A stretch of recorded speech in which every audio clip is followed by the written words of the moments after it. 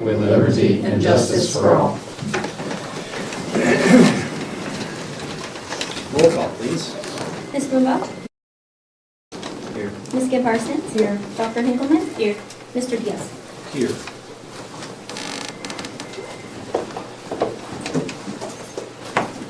Do you have an extra stylus somewhere? It's just stopped working. You see? Does that work? Sure, batteries No, mine's not coming either. That's all right. I'll make do. Let's see. Hearing of the public. Is there anybody here that would like to speak to the Board of Education? Anyone? All right. If not, I'll move on. 3, Superintendent's Report. Brett. This is my favorite superintendent's report because all the words are going to be spoken by somebody else. So we invited our partners from Wyville to give a short presentation this evening regarding their work with us and a joint partnership towards energy savings for the district. So take it away, folks. Okay, thank you for making time for us. I'll let, you gonna drive for us, McKenna? Yeah, thanks very much for making time for us. We wanted to just share, good news. It's nice to have good news once in a while. There's a lot to be proud of by your district and your staff and the support that you get. My name is David Conklin. I'm the sales manager for Wyville. I'm also the account manager here at Milton-Union. This is Nathan Lammers. He's head of our Solutions manager is group. my title, but yeah.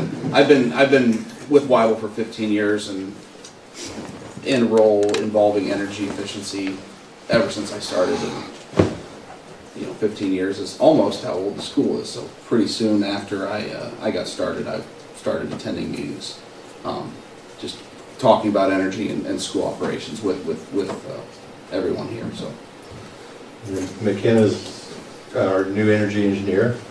Yeah, just started a few months ago with Wyville, but I have history in energy consulting and now the energy engineer for Wyville. So we thought we'd just really quickly, high level, who are we? I think most of the people in the room know who we are, but share.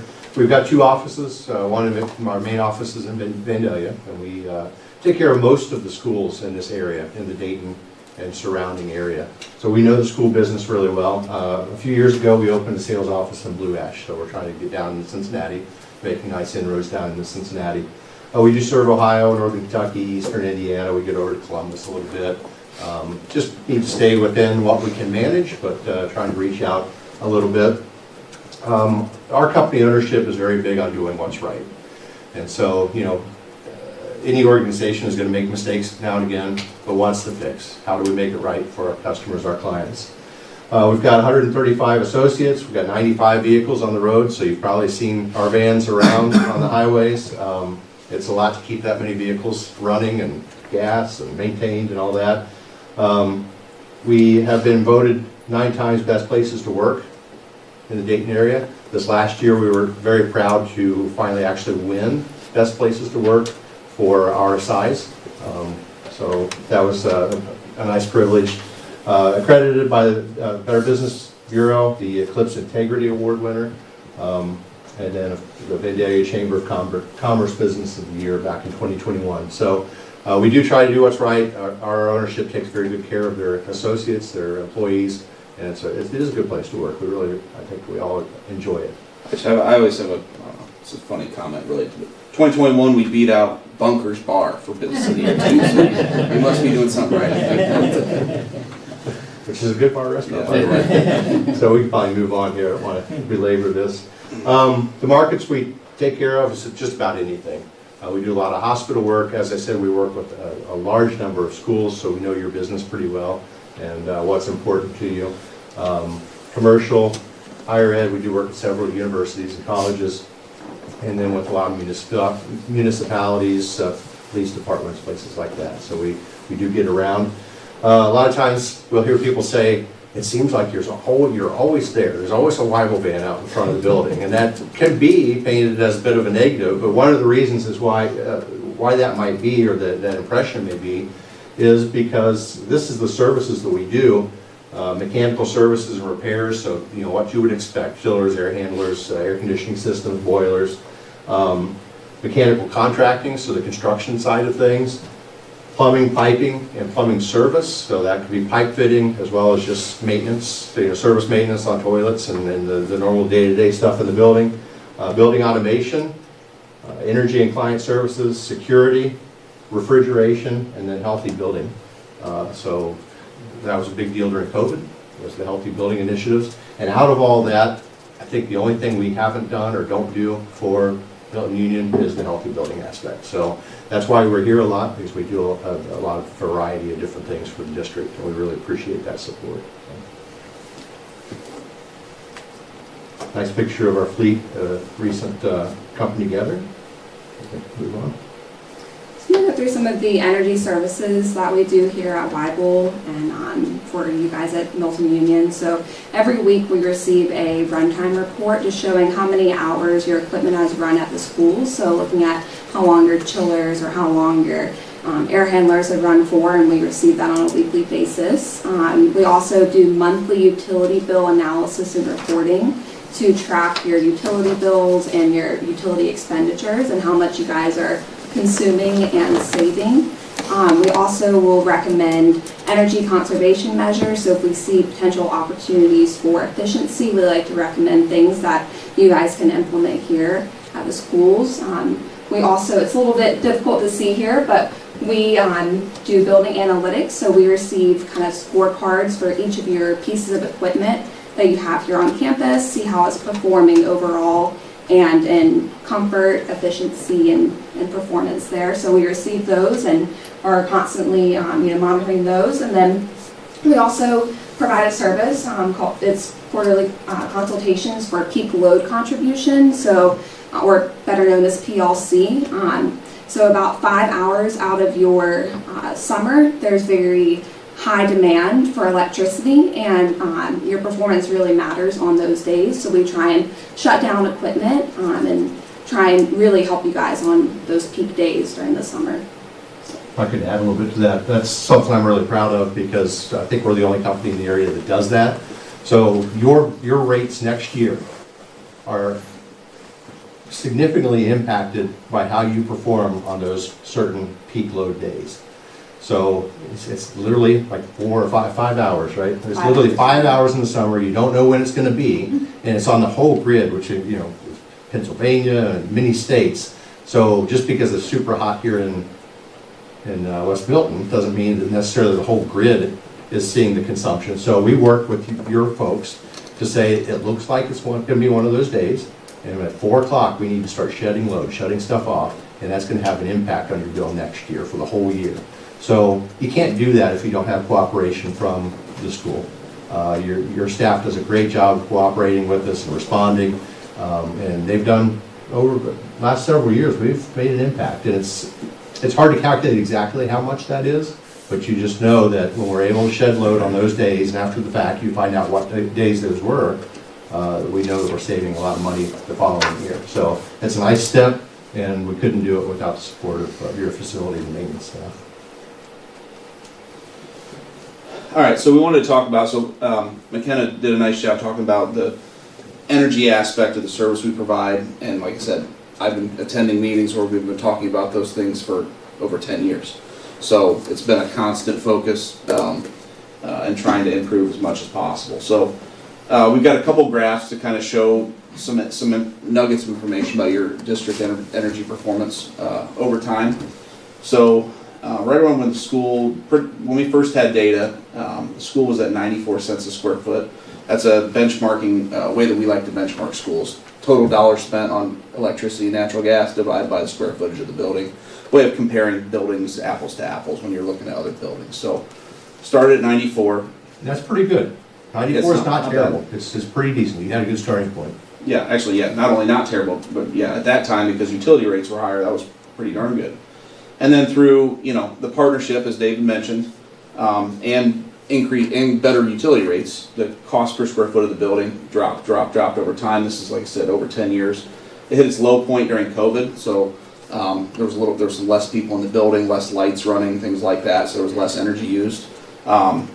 And then it's kind of tracked up a little bit here recently, and that's because utility rates are going up and going up significantly. So your energy use is not going up, but your cost per kilowatt hour is going up. And because that's going up, your energy costs are going up a little bit. And all districts, everyone everywhere is dealing with that. I'm sure you're dealing with that at home as well.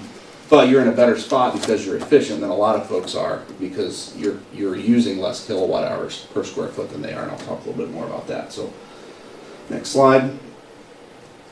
This is some data we had shared with Dr. Ritchie. So the national average for cost per square foot for schools is about $1.26. We work with a number of schools in the Miami Valley, and kind of on aggregate, those are around 81 cents a square foot. Now, that's a bit of a skewed data point, because if they're working with us, that means they're focused on it and they're trying to, it's not every district in the Miami Valley, it's just the ones we're working with. So even against the ones that are focused on it, your district's running quite a bit lower on a cost per square foot basis. You can see, what's 81 minus 55? 30, yeah. So that's you're significantly better on average than other districts in the area on a cost per square foot basis. That's something really to be proud of, because, what is it, 250,000 square feet? A little less, 220 maybe, or something. Around. Over 200. Yeah, over 200,000 square feet, so that adds up. There's pennies per square foot times 200,000, that's a big chunk. Do you attribute as you showed that graph of starting at 90-some cents per, and now we're down to 55. Do you attribute that to the programming of the systems, or the monitoring, or what do you attribute that to? It's really all of it. So, and I've got even more slides here, but essentially, the building was designed well too. It was designed to be very energy efficient. So you guys were starting from a very good point, and then then paying attention to it, making some incremental improvements. There was a lighting project done. There was some lighting control done. So kind of all of those things added together is really how it gets there. So It's the focus, because we've seen so many districts and facilities that they'll focus on it for a while, and then it becomes maybe back of mind a little bit, and it starts slipping. As quickly as it goes down, when you're looking at it, if you stop paying attention, it goes back the other direction rapidly. So, absolutely. yeah, I think it's a combination, and like I said, the partnership's been very good. So another way to categorize this, so your Energy Star score out of 100, so Energy Star is the way that buildings are rated, 0 to 100 scale. 100 is the best, most efficient building in the whole country, 0 is the least efficient. So you guys are running at a 95, an average would be 50. So I think we had some data, when the building first came out, it was like an 89 or an 88. So you started from already in the top 88% of buildings, and you've increased from there. So, and then I want to talk a little bit about cost avoidance too. So over the last 12 years we've been working together, there's been about a $304,000 cost avoidance over 12 years. And that's against your initial baseline. So like I said, that's in your increasing from an Energy Star score of 88 to a 95, and those cost per square foot reductions, $303,000 over 12 years. But I also wanted to run it to say, well, you also, the district made good decisions when the building was built. They built an efficient building that was designed to be energy efficient.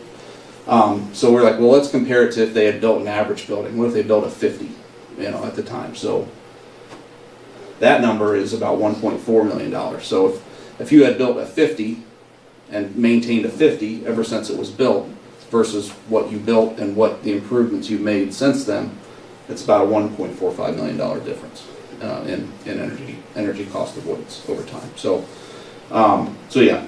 The most, I get the questions, the most efficient building we work with. I love coming out here and meeting with everybody on a quarterly basis, and really enjoyed it. So Yeah, just drive that home, so make sure everybody understood it. This is the most efficient school district that we work with, and we work with a lot of them. So that's, again, something to be very proud of. You're doing a very good job. that's what we have. Any questions? Can you make it that easy? I have a question. Sure. On the price per foot of energy cost consumption, Mm-hmm. is there a floor that you can get close to that floor? Yeah, the district working together, your equipment's already run as as infrequently as possible while still being able to condition things that need to be conditioned. Without adding like additional renewables and things like that to put energy back in. I don't. It's basically it's the lowest we work with. So I don't see how you can get much lower without things like renewables and things like that, solar panels. I just wondered because every penny difference is about $2,000, a little over $2,000. Yeah.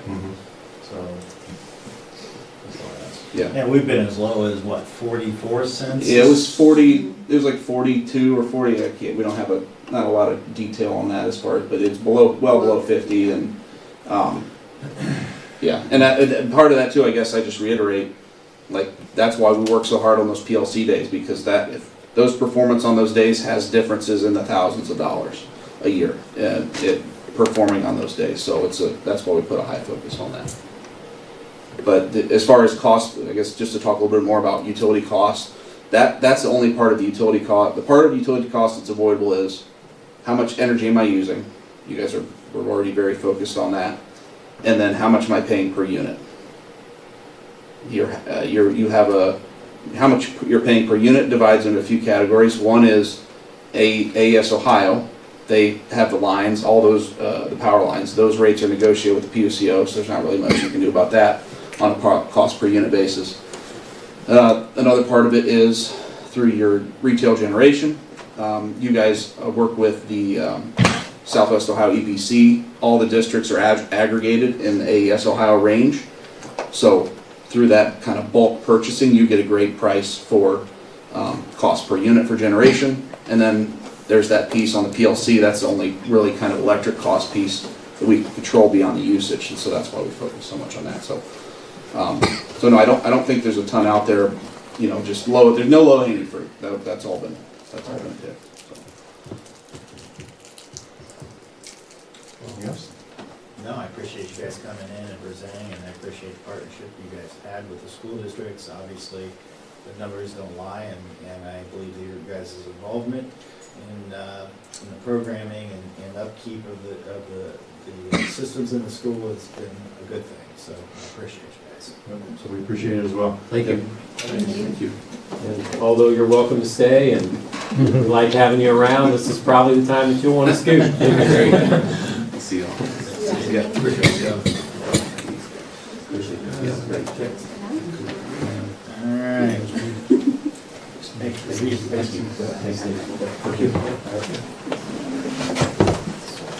you have anything else to add? We have some items to discuss later in the agenda, information and discussion items, so we'll just save it until then. All right. Moving on, treasurer's report.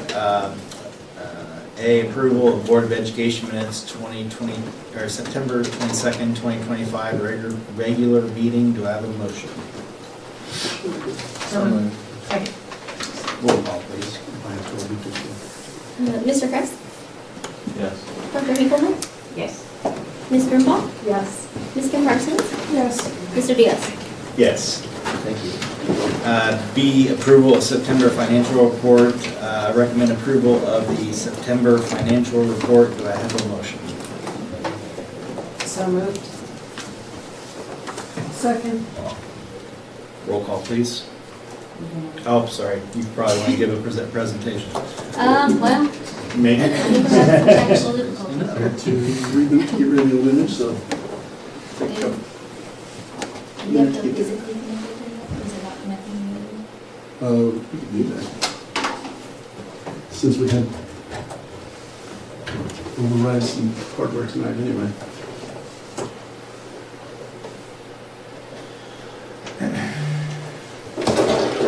Let's see how this looks. Oh, I don't have it.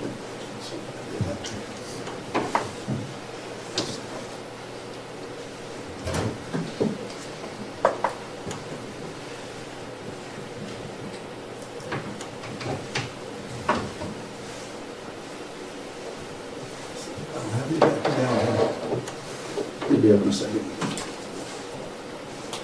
Okay.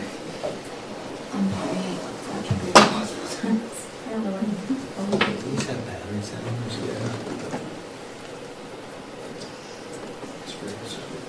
new stations, yeah. Yours doesn't work either? Ben Trummer.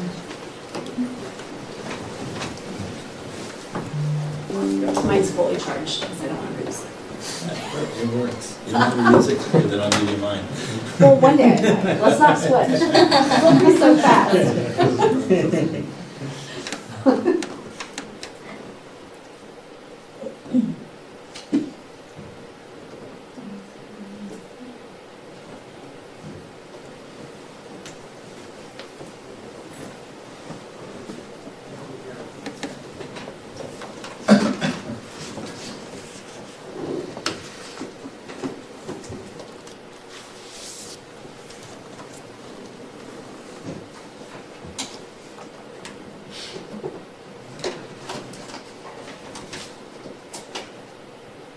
Okay. So for the financial report, we have the general fund versus actual.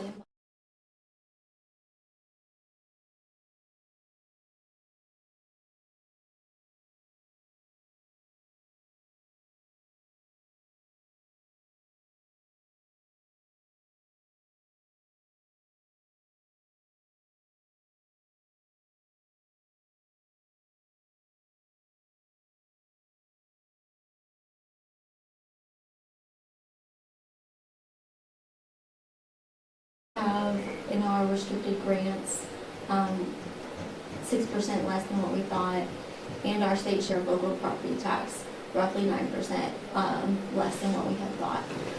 But we're still doing pretty well in our revenue comparably. Our state share of our homestead exemption, we have 44% of our rollback tax credit of what we thought, and we have a little bit more over for our projected for our homestead, so we have 54% of what we thought we were going to get. So our rollback tax credit is trending a little bit lower than what we thought it was going to. And then our restricted aid and our grants, we're actually lower than what we thought we would be for the first quarter of our fiscal year. In the DPIA, the Student Wellness Success Fund and Gifted Education components have been implemented into our foundation formula and are trending slightly lower than what we had last fiscal year for quarter one. So other revenue, we had more interest this last month because we had 2 CDs mature, and those have been now put into our second STAR account. However, those particular CDs were worth, had an interest rate of 5.05 and 5.15. So those since have matured, so we got a slightly higher interest this last month. But our interest rate has slightly decreased, whereas STAR was 4.46 last month. It's down to 4.4%, and our MBS is down 0.1%. From 4.05. But we need more revenue from those mature CDs. Our expenditures are forecasting lower than what we anticipated, which is good, because we had some wiggle room in there for some drivers. We wanted to add some drivers, and so we're still forecasting lower in that area. So there's still some wiggle room to add those. Supplies are definitely trending higher than what we thought they would be at this point, but we have had our tech subscriptions and licensing renewals all kind of happening at the same time. Those are our highest expenditures right now for supplies and materials. Other expenditures, our county deduction is trending right where it should be, what we think it's going to be for our contract. We're 45% into the fiscal year, and our county deductions are 24.2% of our appropriation. So those are right on track. And then, as mentioned, since our forecasted cash balance is, pretty significantly low compared to what it is now, I'm just keeping an eye on that. So right now we are still in a good space, 37% higher than we forecasted for our ending cash balance. Why do you think we're that much higher than forecasted? Oh, on our forecast? Yeah, is it because it using like pre-cuts budget or? Yeah, so we eliminated there was like roughly $386,000 that were for staff attrition and reduction Okay. that I took out. It's just 'cause- using the pre, Yes. And then we do have some expenditures in there that I, over assumed for like purchase services, 10%, which that's very conservative. Yes, our forecast did have us much lower in our, which might be helpful with some of the newer legislation. This is just our cash summary report for September, our fund balances for all of our funds. The O1 is the PI. I'm sorry, Is that mostly PI, O1? what are we talking about? This cash summary? Fund. Fund First number. fund. 001 is just general fund. General fund. Our permanent improvement is our 003. Okay, I'm sorry, I haven't seen it. Sure, fine. No, you're fine. Just to make sure I understand. And then we're waiting for our final, we have some negative balances down here for our federal grants, but we're just waiting to touch base with the state. Obviously, they're a little bit inundated right now. We're getting our final expenditure request done. Our investment summary, as mentioned before, we had 2 CDs mature last month, and then this month we have another one coming to maturity today, actually. So that'll be moved into our next store account, which may cause this number to drop down a little bit since it is at a 5%.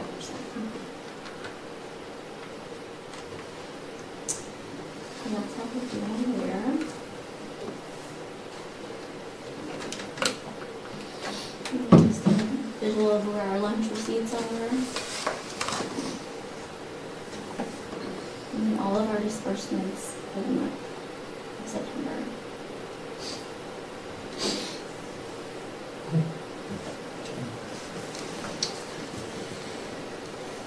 Any questions for Treasurer Solomon? Thank you. Roll call, please. Ms. Brumel? Yes. Ms. Kim Parsons? Yes. Mr. Kress? Yes. Dr. Hinkleman? yes. Mr. Diaz? Yes. 5 other special reports, MUEA.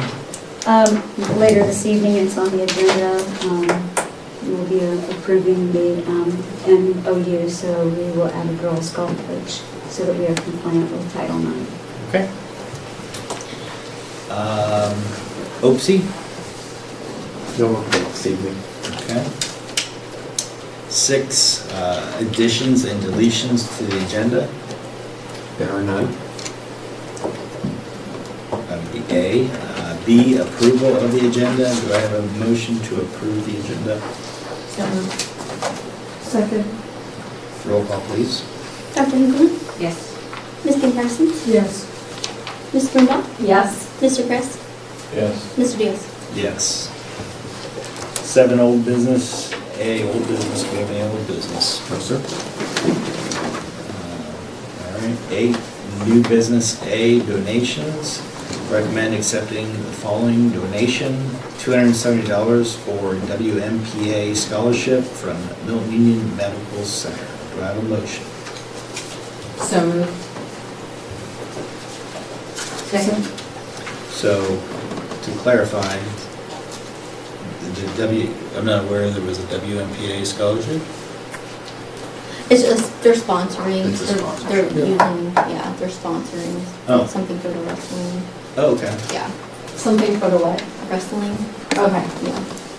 I don't know what they're using the funds for, but yeah, they, Any donations, great, I'm just trying to Yeah. understand what it was for. Okay. So we have a motion, second, roll call, please. Ms. Brumel? Yes. Dr. Hinkleman? Yes. Mr. Kress? Yes. Ms. Kim Parsons? Yes. Mr. Diaz? Yes. B, memorandum of understanding, recommend approval of a memorandum of understanding with the Milton-Union Education Association to add head girls varsity golf coach as a supplemental position for the 2025 through 2028 school years. So moved. Second. Can you elaborate on, was this not a paid position? Well, in the previous negotiations, we did an MOU because for what Mrs. August mentioned, and we had interest, we needed to add a varsity girls golf coach. And then for all the time we spent in negotiations in the spring and the summer, it was just an oversight that we didn't include it in the supplemental wage schedule as a position. So when it got time to handle the business of the fall season, we couldn't point to a place in the contract that allowed us to pay for a girls golf coach. So that's why we needed to bring the MOU to the board. Okay, is the coach going to be compensated then for this season? Correct, yes. Roll call, please. Dr. Hinkleman? Yes. Ms. Brumbaugh? Yes. Mr. Chris? Yes. Ms. Kim Parsons? Yes. Mr. Diaz? Yes. C, consent calendar. Recommend approval of all matters listed under the consent calendar. Do I have a motion? So moved. Second. Roll call, please. Ms. Brumbaugh? Yes. Ms. Kim Parsons? Yes. Mr. Chris? Yes. Dr. Hinkleman? Yes. Mr. Diaz? Yes.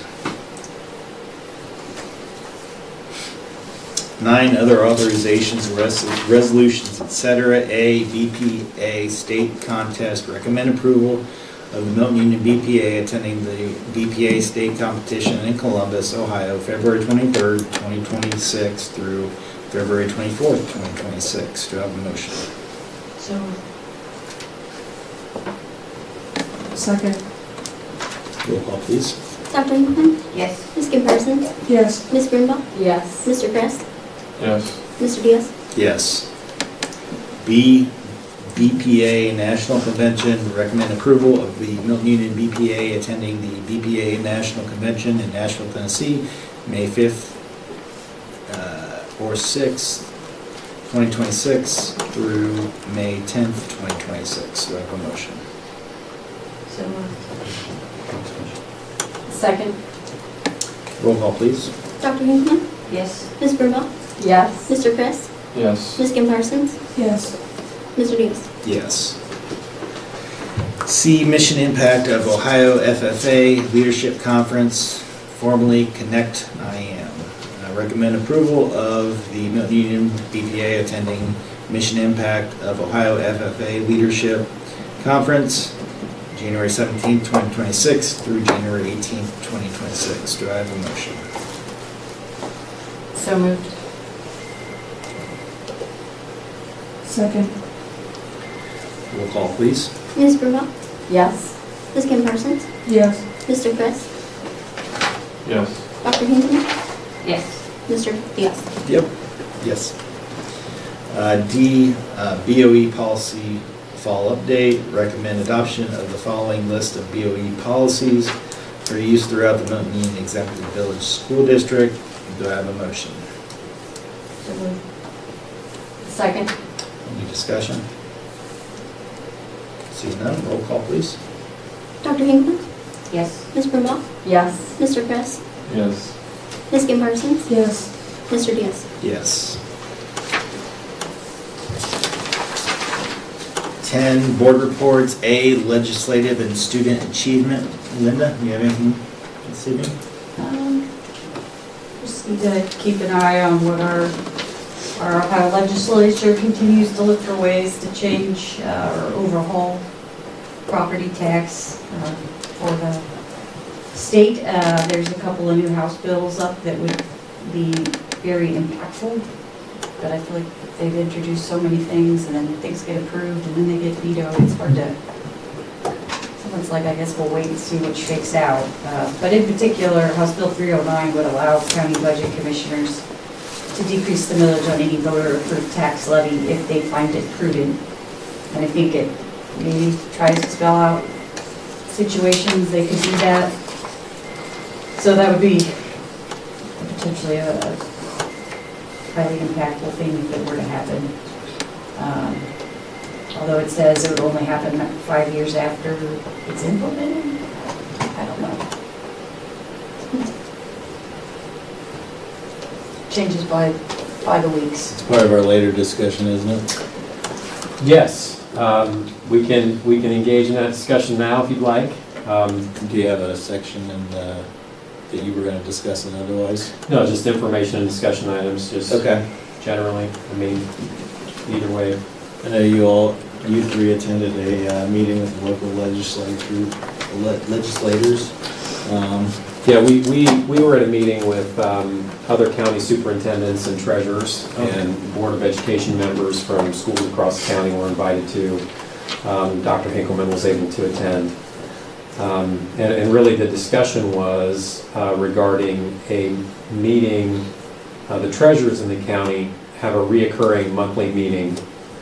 And so at their most recent meeting, which was not last week but the week before, the county auditor was present with Angela from that office, who, you know, I feel like we all know Angela because we've asked her plenty of questions in the past.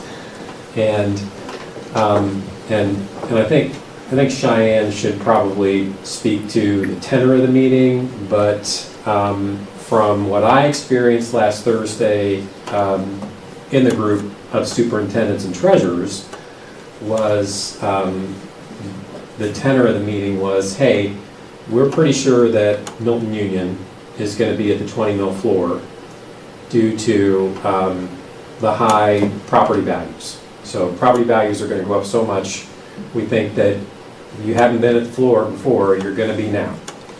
And so I think it's close to 1.4 million in additional revenue the auditor's office is anticipating that we're going to receive.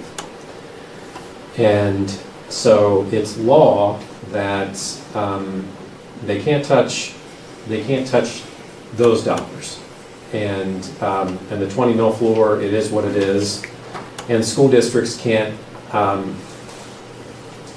school districts can't choose to not collect those dollars. So we're locked in for that.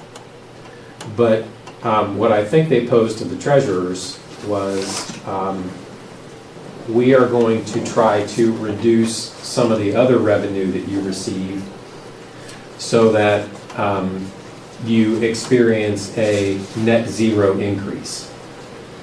So for us, that is PI money.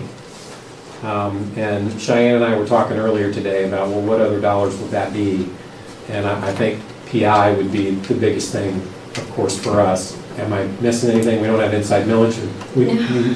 No, I have what I gave you guys. Each one of you was this breakdown that the county auditor gave us, and shows that additional ag res of like a little over $1.3 million.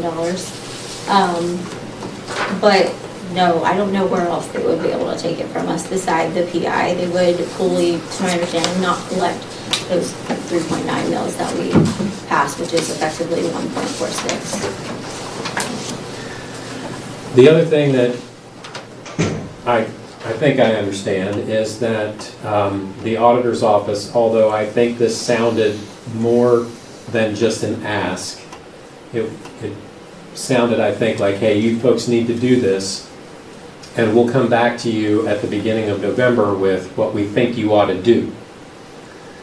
And I don't believe that they can make you do it as a school board, but Is that what, I was thinking is House Bill 309, what would give them, if that passed, would give them the ability to make us? I believe so. That's what, once I saw House Bill 309, I was like, well, maybe that's where where the whole thought process started. Well, and on that note, we had reached out to board council late last week, and some of you were on the board in the past when Becky Princehorn came to speak about different types of levies that were pertinent at that time, when the board at that time was considering what to move forward with as a ballot issue. But Becky Princehorn has been very involved in this discussion at the state level not only what's going on in the legislature, but talk of that referendum directly to the Ohio voters about the elimination of property taxes. So locally, the auditor's office is asking school districts in the county to agree to do this. Because I don't think that they can require it. I don't think that the county can just do it. I think it can only happen if the board does it cooperatively. Now, what that looks like as far as a resolution goes, I have no idea. What their ask specifically is, I don't know. It sounds like we'll know at the beginning of next month. But week before last, this meeting with the treasurer sounded like, how it was expressed to me was, you need to do this, and we're going to tell you what to do. And there was this kind of veiled or else. And then, again, as superintendents and treasurers last week, we met to discuss, all right, what are we going to do to advocate? Because we feel like we need to advocate in some regard, but who that audience is and what we're saying, most of us felt like we needed to go back to our individual boards and ask our individual boards what we're comfortable with, what we should communicate, how we should communicate it, and what's our audience on that. What am I leaving out, Cheyenne? I mean, that's about it. They did say that they are definitely going to put the local homestead piggyback in place, which doubles whatever the homestead exemption is right now, but without any state relief. So right now we get a little over, what was it? We got almost $174,000 last year for our homestead exemption from the state. So we'll continue to get that basically. However, the relief portion of it locally will be double that. So the exemption will look more closely to $350,000, and we're only getting relief for half of that. So it excludes us from collecting the tax on that homestead exemption, so we will not get that money. And it just creates, PR, you want to help your elderly folks, those on disability and stuff like that. But that will affect us as well. So just slow it down for me and maybe anybody who's listening. And so that's the doubling of the homestead exemption, that relief is, it's going to show up as a loss for us. Correct. Because right now the state has the homestead exemption in place, but the other is a local authority to do the piggyback, and it's just locally funded, basically, no relief for it. So it exempts tax, it includes a larger population, and it doesn't have any relief for us. Do you have an estimate of total impact? So, I mean, it would just be that roughly $175,000 additional dollars that we wouldn't have access to. Like, it would just, I don't know how to explain it. It would open up the realm of like people that don't have to pay taxes. So we won't collect on that additional $175,000. We'll still get the state relief, but we won't get the local relief. The net impact is $170,000. Yes. Okay. But, okay. And that's not taking money away from us, it's just like necessarily, it's just not collecting on that $175,000 that we would have previously maybe seen before. So that relief's given by the state or locally, and then we are compensated for it on the back end. Yes. Whereas in the future, we will not be compensated. It's a local exemption, so that is not state relief, no funding. So the homestead exemption, we still get money from the state for that. Correct. But locally, they chose to provide an additional credit that there is no relief. Correct. Okay. But what is local, do you have any idea on what they are expecting out of us locally as far as what they give up from any form of revenue? So that's basically the only thing we can really go off of is what we received in this last year and basically double it. And that portion is what we won't get. That double is not what we're gonna get. Okay. Any other thoughts or discussion about what else they might take away? On that, no, because we're waiting on their update. So yeah, if you touch base on the inside millage, we have the PI. That's roughly the only thing I can think of because we don't have any bonds or. But because we're going on the 20 mil floor, then we will see a net increase overall. We should, yes. So I guess I'm confused on what they want local school boards to do. I'm not sure the mechanism of how it happens, but, I mean, I think they're saying they want us to, not collect on like PI.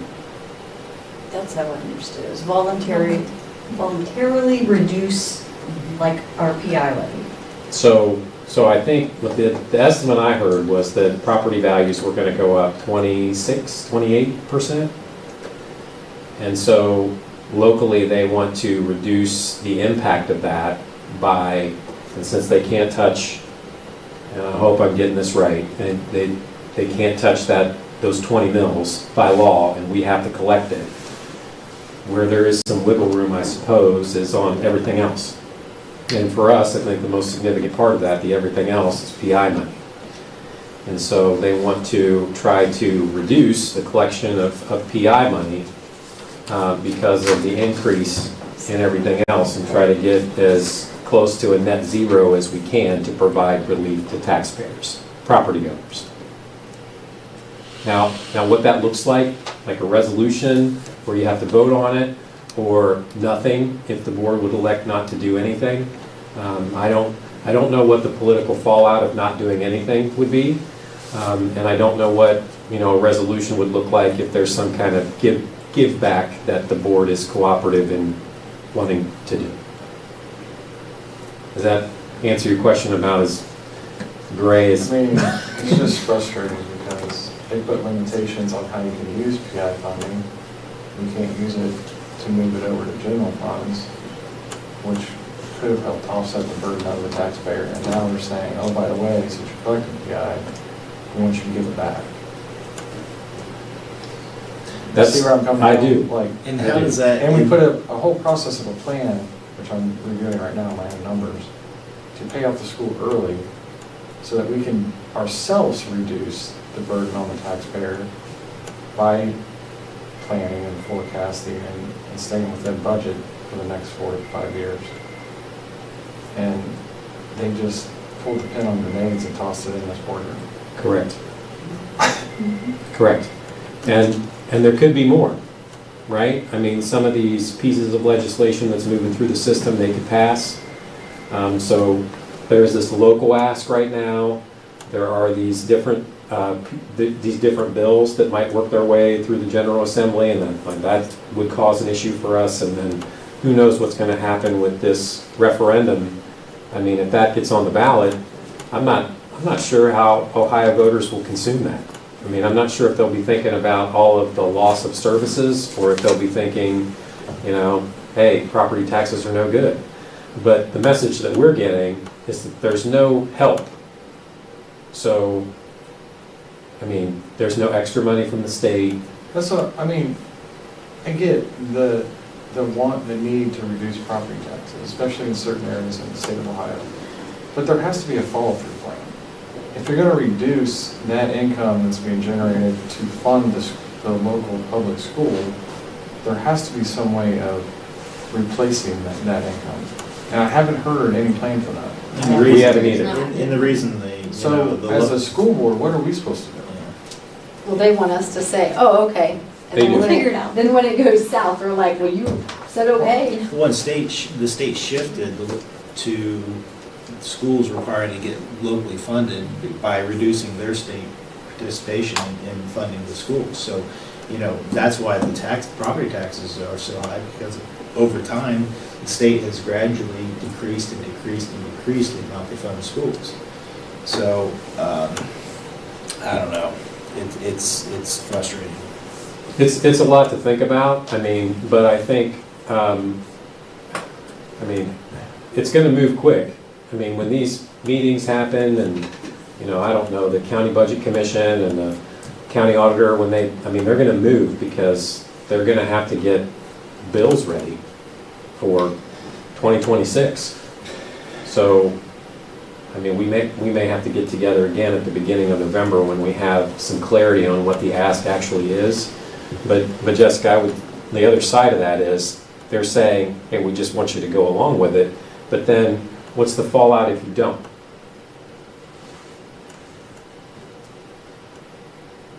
So I just think, they're, I mean, the premise is a good one. I mean, we don't want people to hurt. No. But the fact that there's no plan, and then if boards just, and I'm just talking about Milton-Union, but if boards can't do this for, I mean, for some fiscal reason, then what is kind of the PR fallout for that? Like, you know, they could do this, you know, school boards could do this, they don't want to. Well, I think part of that is gonna depend on communication as to where we're at financially, what funds we need to operate, and, you know,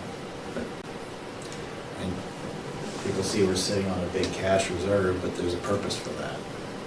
I guess the other thing too, not only would a district, I think, suffer, but, I mean, police, fire, Union Township, isn't that all paid, much of it through property tax, so then that's gonna change? Life Squad, yes. The township will have major troubles on the horizon. The village doesn't have property taxes, it's all income tax. Okay. But there are other places in the state that's not the case. I mean, first responders or those services are provided for through property tax collection. So They are getting some on the inside knowledge, though. that's true, yep. And so was the Life Squad, and there's a couple other ones I looked into it, that didn't have inside knowledge. And I had read that's why they were gonna attack that, and they backed off of that. I think it was gonna affect libraries. So that seemed like they went to touch that rail and it was hot, so they kind of switched gears. From what I was reading through on this, all this emails and stuff I'm getting. Because Inside Village was mentioned a lot, and it changed very quickly. Where that seems to have kind of gotten out of the discussion from what I've read. They still, I mean, we particularly don't have a lot of inside knowledge on what they're going after, because they can't touch our general fund inside knowledge. Because that revolves around the floor, like he was explaining. So now that that's kind of untouchable, everybody in Miami County is literally on the 20 mil floor, except us at the moment. But with that, they can't touch our general fund inside millage, and so they're looking at other ways, which is RPI and stuff like that. And how that stretches across other entities, I don't know. Does our reserves impact what they're wanting us to? Yeah. I'm seeing 100% though. They're talking about you can't have over 100% cash balance. Like over 100%. Not like the cap is like you can only have 100%. Like, and I don't think we're anywhere near that. So I don't think that's something that's worry for us. Was there any more, because Steve Larson made some reference to maybe getting a meeting with representatives and superintendents? Has there been anything? He has moved forward on a small group that is getting together tomorrow. I can't get there for that. But yeah, that's the next step. There is a meeting of the budget commission this week, I think. I would want to double check the date and time on that. It is a public meeting, so I haven't heard what, if any, plan there is for that. But I think there is a desire in the county to be able to speak with the members of the budget commission.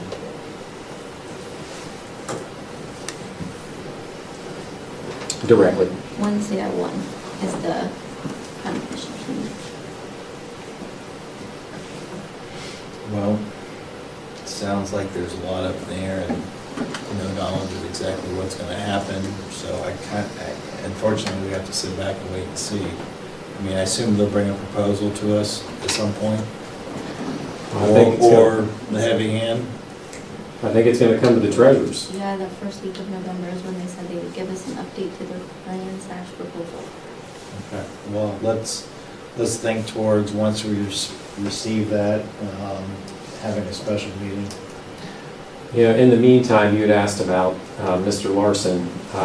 He has reached out to our representatives and said, and you heard this comment last week, that, you know, when boards of education ask for new money levies, they try to articulate exactly what the additional cost is going to be to property owners.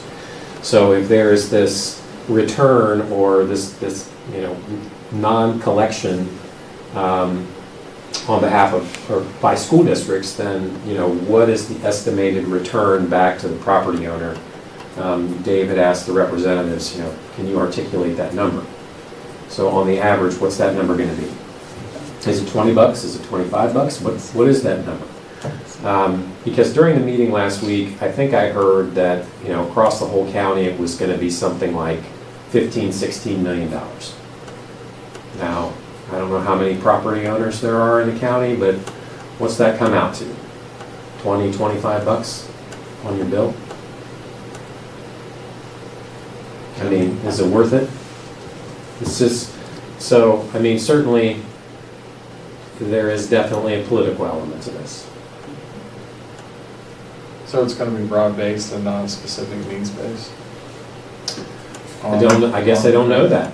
Well, it's whatever this number is that they are assuming to be our additional revenue on our ag res, that is what they're going to try to net out as much as they can, net to zero. And that, obviously, that number looks different for every district. But for us, that's our number that they're gonna try to get as close to zero. They want to net out what our, Because we can't not get this revenue because that's our property tax, is what they're saying. So we're getting this, so by the windfall, this increase, they're gonna try to take it elsewhere and give taxpayers that we, like, these schools that have been on the floor for a long time, I would assume that number's a lot larger. yeah, presumably. Yeah. And how are they gonna net zero that? I don't know, everybody has different, you know, Well, some of them don't have enough, they can net zero, like they don't have enough bonds or PI, and Yeah. I don't know. and some just passed What new the- PI, like my niece just did. Everybody's looks a little different, and like they're just, it's district basis, how they're gonna get as close to netting that out as possible, is how it was presented to us. We don't have that much millage up here. No, we don't at all. I don't know that out. No, so they would just not collect our PI. Because we don't have the exact They can do knowledge. that, though, can Well, I think that's the whole they? They expect us to. voluntary aspect of That's it. correct. They expect you to As say, things "Hey, we're are, not they gonna can't collect." just do it. We as the school board are not gonna collect that. That's We would what have we're to gonna ask you. voluntarily say, don't collect this to give our taxpayers. Because we're getting so much money in additional revenues, so much additional property tax. We're gonna support our PI fund with our general fund now. Because we have, you know, additional revenue coming in. That's what they think we should do. Okay. Are they gonna phase it in by how long you've been on before? So like districts that have been on it for a long I time? don't think there was any discussion of that. To me, it sounds like there's no plan. is what There's it- no plan. There's no plan, this is just throwing darts. Well, we've seen this before. I mean, coming down, you know, discussions at higher levels, obviously this is more of a local level. You know, I think even at the higher levels, they realize it's really not a task that can be accomplished that won't greatly affect the public school system. So maybe that'll happen at the local level as well, who knows? But are these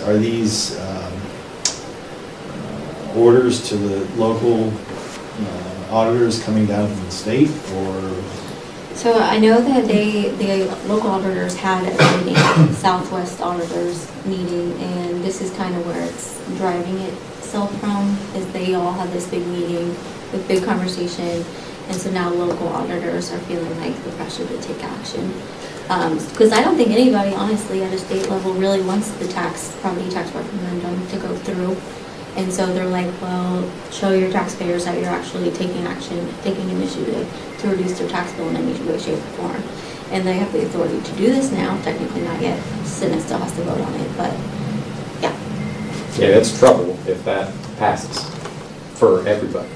But, and there's nothing that says that it's not gonna pass. Like, the Senate pretty much is leaning to like anything, I would say, yes, it's gonna pass. It's just a matter of when, given the local authority. So then the local auditor is going to be a very important politicized position. So I think the question was, where's this coming from? I think, try to be fair about it. I think some of it's party driven, and I think it's probably also coming from the Auditor of State's office.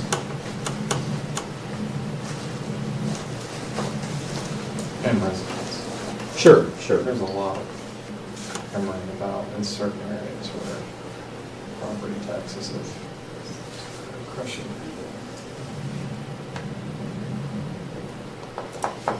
Okay, we'll move on. And just kind of wait and see and keep your eyes open for a scheduling of the meeting early November. Yep, I'll keep you posted for sure. Okay. Let's see what's next here.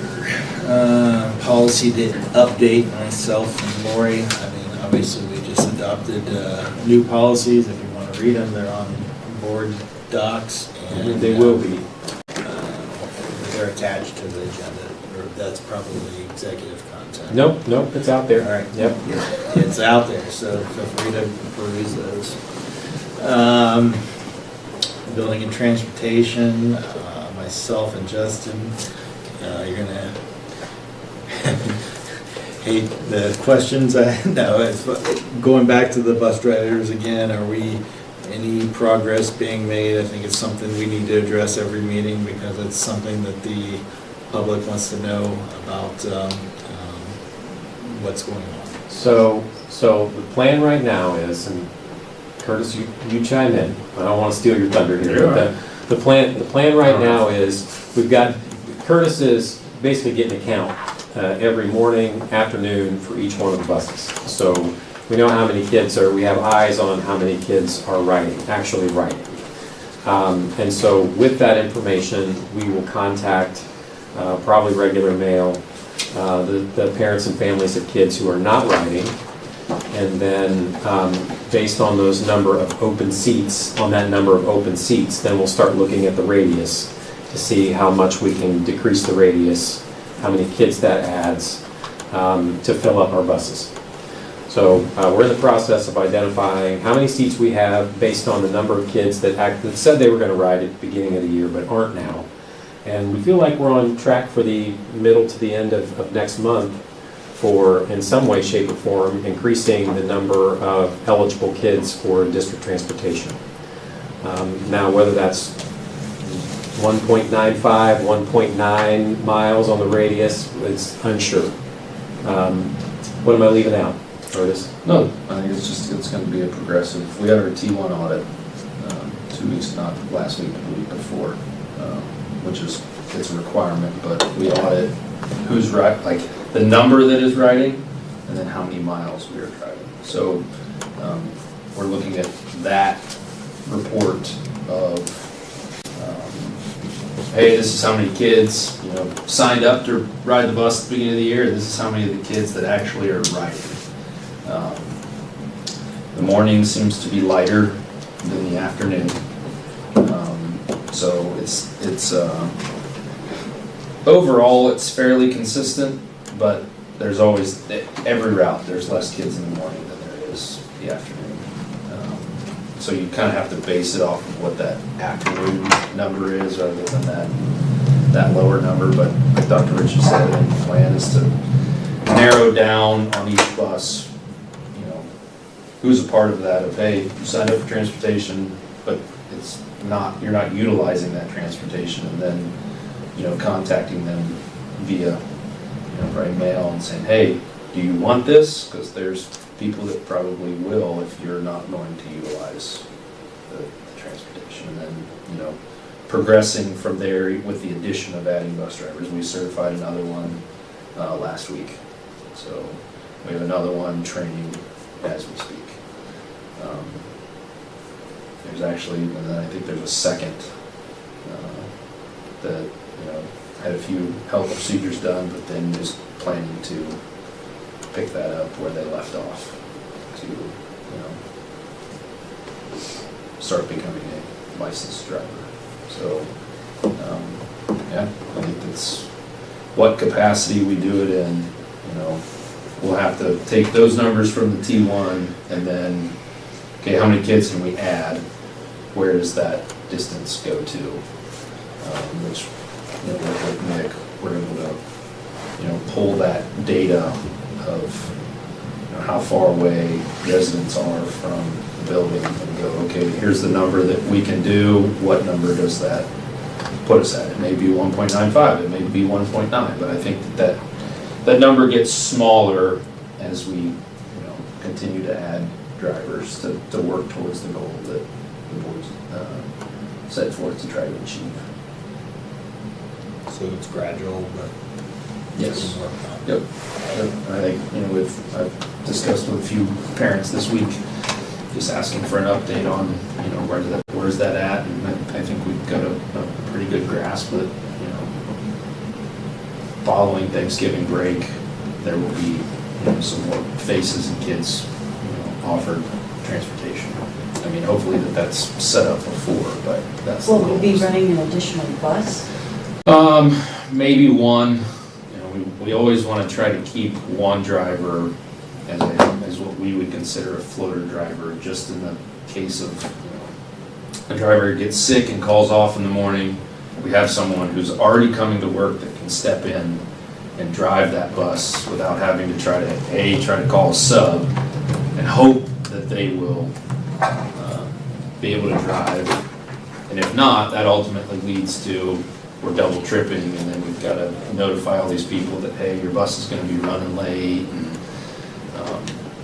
so we always try to keep at least one as a full-time floater spare, you know, in case that were to happen.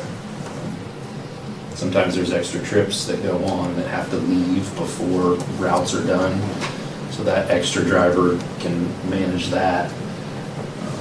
But we're, you know, progressing to. Normally we've had two. We've always had two in the past, but right now we're just thankful having one. And our drivers have done a good job of, you know, managing this kind of change. So, in summary, we think, we are presuming that from a month from now, the district's going to see an expansion of buses being offered. That's kind of the bottom line, right? Yep. And so the progress of bringing it back is going to start. Correct. Okay. Okay. It's just, I mean, I think this goes without saying, but it's not going to be like it was 6 years ago. I mean, I think our radius was something like a mile or 1.2 miles or something like that. And, you know, we were in a place where we were, you know, picking up all kinds of kids that were walking, or, you know, kids that got dropped off at a bus stop somewhere in the district. It's just not going to look like that anymore. We have, what's a bus, I mean, if we filled it up, if we packed a bus full, how many passengers? They're not comfortable. They're not comfortable. 55, 60 kids. I mean, that's 3 to a seat in some. I mean, these are 72 passenger buses, which is 3 to a seat, which you can legally do. It's not comfortable, and it's not what we want to do, because, you know, just a lot more things arise when you do that. So probably 50 to 60 kids is. So 50 is probably a good number, even though you could probably cram another 10 kids or 15 kids on there, but I mean, it's difficult. We want the driver to concentrate on the road, and the more kids you have, the more behaviors there might be, and the more distractions there are. So, you know, that's a good number. But, just to make sure that everybody's aware that it's not going to look like it did in 2019. On that note, I know we just got done talking about maybe returning some property tax revenue, but we could actually use aids on every single bus to monitor student behavior and let the driver drive. So that's something that we haven't done. That's something some other districts do. But it's just, to reiterate, it's a complicated issue. Are there certain buses that are more difficult and have more problems than others, I would assume? My lens is cloudy on that. I only know when I get called to a bus at the end of the day, I know what bus that is, and in my mind, I'm counting how many times I've gone to that particular bus. So that's probably not a good way to measure that. I'm trying to remember. We have camera systems on all the buses. We do. Yeah. Video and audio. Right. Yeah, I just wonder if it might not make sense to have like one or two aids that rotate on the buses. Because that's, Has those a- cameras are the aid essentially. It'd be, it's a reactionary thing. You review it after the fact. There's not someone there in the moment to catch it or stop it or. It's a bird's eye view as well, so you can see it from different angles. They line the one side, the inside of the bus. We're all singing in the same choir. And if we hire aides, for us, they're purchase services, which is a contract through the ESC that the board has indicated in the past that they want to take a look at.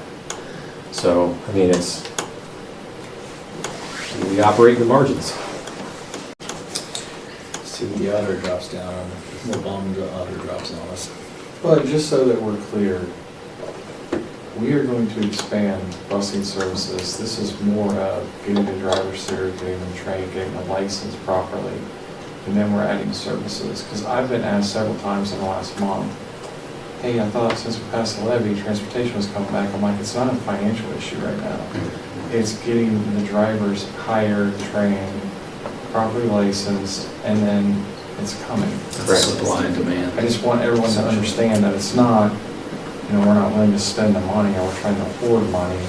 It is actually, we would do it today if we had the drivers available to add the routes to expand the radius. So. Correct.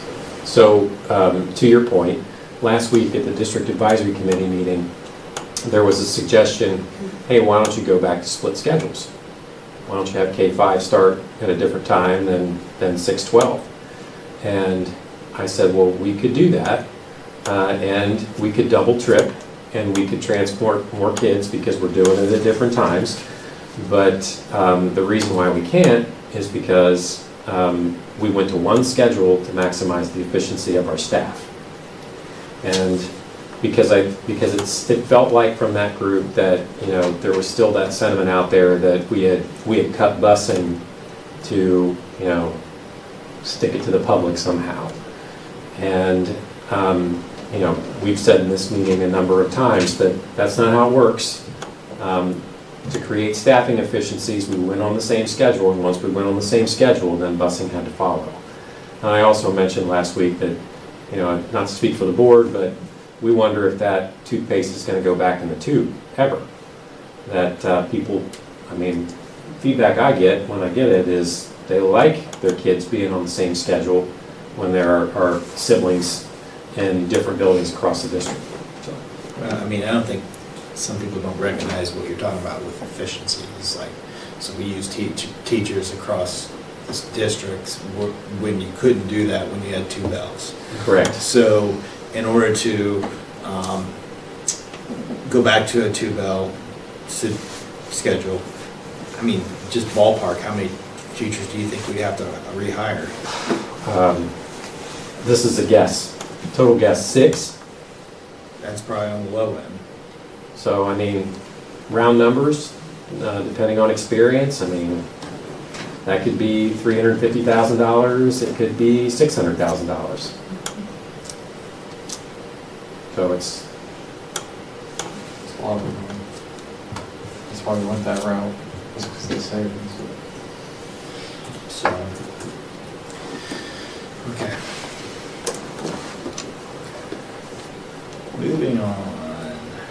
MVCTC. Do you have anything to report for Jim? Nope, other than the minutes, that's it. Okay.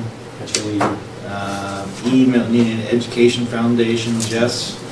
We meet this Thursday and go over classroom grants. Nice. So Do you know- next month, I will have an update. Do you know how many grants you have to look at? I do, we do. I'll give you a quick count.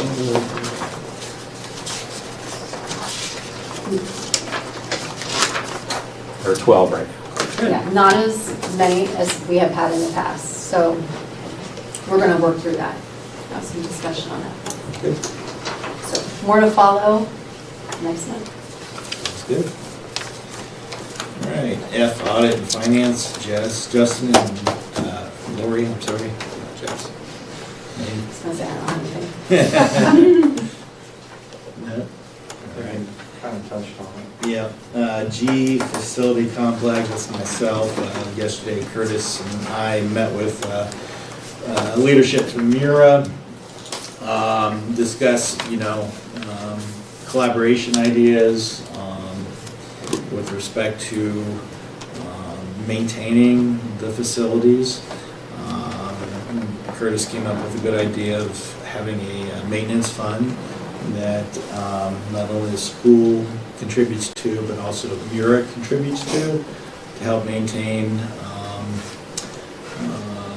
the overall facilities over there, because there are things that need to be taken care of that are going to come at a cost.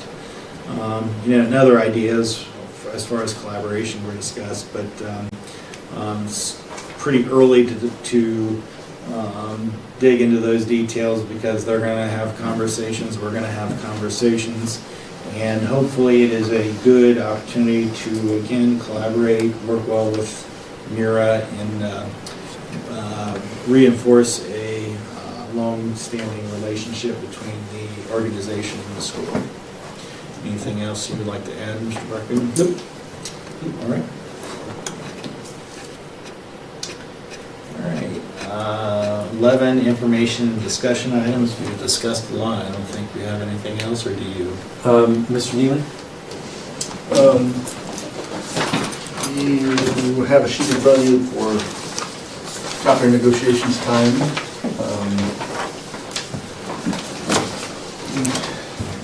Signed a copier contract in January of '21. That was COVID-heavy times. So we signed a contract in January. First half of the machines arrived in March. Second half of the machines arrived in June. So the actual expiration date of this is a little weak anyway. But replacing those, you have pricing in front of you. We have a couple of quotes, and they're pretty similar. These quotes I tried to get away from increases. We've had a lot of increases lately, obviously with tariffs and interest rate increases, leasing rates, stuff like that. In order to keep costs down, we went with smaller machines, a little smaller, slower machines at the recommendation of some of our vendors. We could probably get away with 75 pages per minute machines in the staff lounge instead of 90 page per minute machines, stuff like that. So one of them actually came in a few dollars less, and about the same that we're paying today. I think the only change I'm going to recommend significantly is billing. We'll reconcile once a year instead of once a quarter our overages, so that summer quarter, a couple times we fell below our included copies, and there was some copies basically that means we got charged for that we didn't make for summer quarter when usage is so low. So instead of reconciling up every quarter, we'll reconcile just at the end of the year and pay for the copies that we made that year.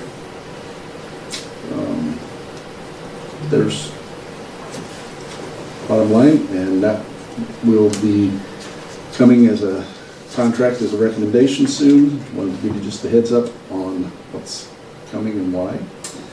And I would rather put off as long as we can swapping machines out just for convenience and school year, time of year and all that.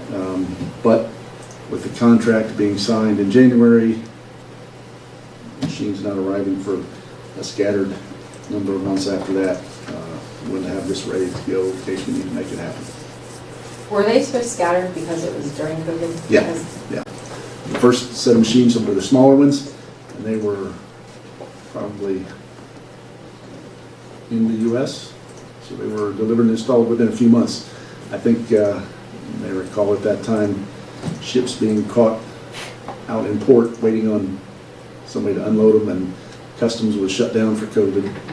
So it took another few extra months for the, I believe it was the 4 larger machines that came last. Licensing for the copy login usage software that we use started in January, so we'll have to extend that a little bit. Are we gradually reducing our copier usage since we've got one-to-one technology? I don't have year-over-year data handy. I do have, I don't have it in front of me. I do have the last 14 quarters, we reconcile quarterly, so I put together a spreadsheet every quarter that helps central office decide which building made overage copies and gets billed for overages. I have 14 quarters of data, and it's easy to see that, you know, first quarter of the year is the heaviest, second quarter, and then third quarter is the lowest, and fourth quarter is back up. There's not a steady trend down on that, but I think in recent years, just even the last time we signed a contract 5 years ago, there's a built-in number of copies that you're allowed to make with the contract. So if you, ours is 150,000 black and white, 12,000 color per month, and if you keep that number as big as possible, the copy company knows that you're going to make several 100,000 copies, so they are able to keep our charge per copy as low as possible. But we want to keep that number down a little bit so that we don't build in too many copies and then go below that, as we have a couple of times, and make, you know, pay for copies that we're not making.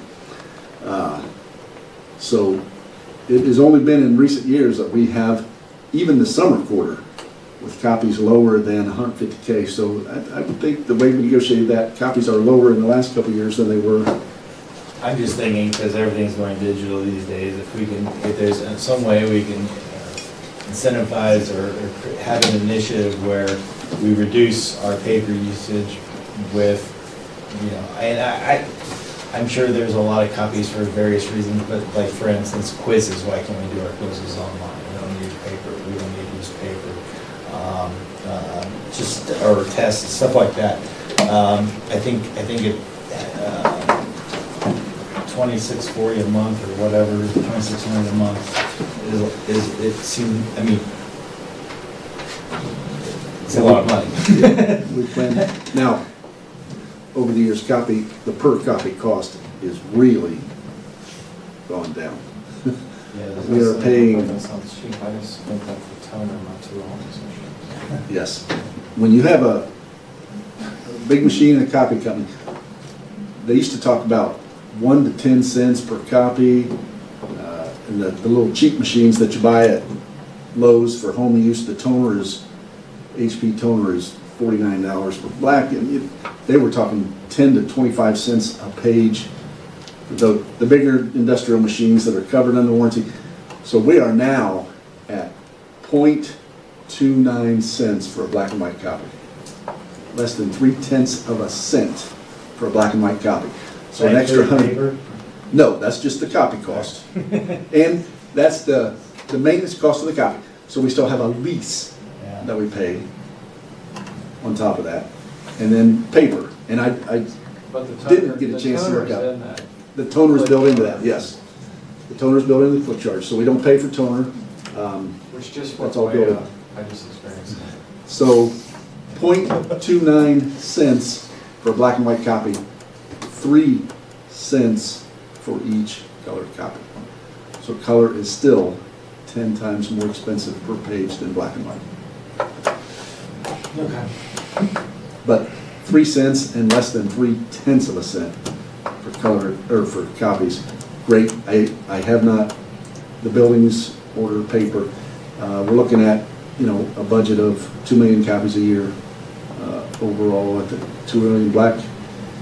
And Don't get me wrong, I still print stuff, and Yep. like you, I bought some I got a cheap little brother, and I bought some toner, it was like $120, that's like half the cost of the printer. so watch how many pages come out before you have to buy another one. Right, but I think we're moving towards we need to start cutting back our copy and paper usage and try to, and I probably looked at I that. think, but- yeah, but in different buildings, I feel like there's different things, elementary. Kindergarten, first, second grade still have to learn how to cut along the I dotted even lines. think fifth with graders, scissors. you still They need still have that to color, they still have to hand-eye handwrite. coordination and writing. Feel where I mean, you it's- use crayons, huh? There are different requirements to different buildings, Yeah. absolutely. Cut and fold. Okay, cool. Thank you. Thanks, Mick. Thanks.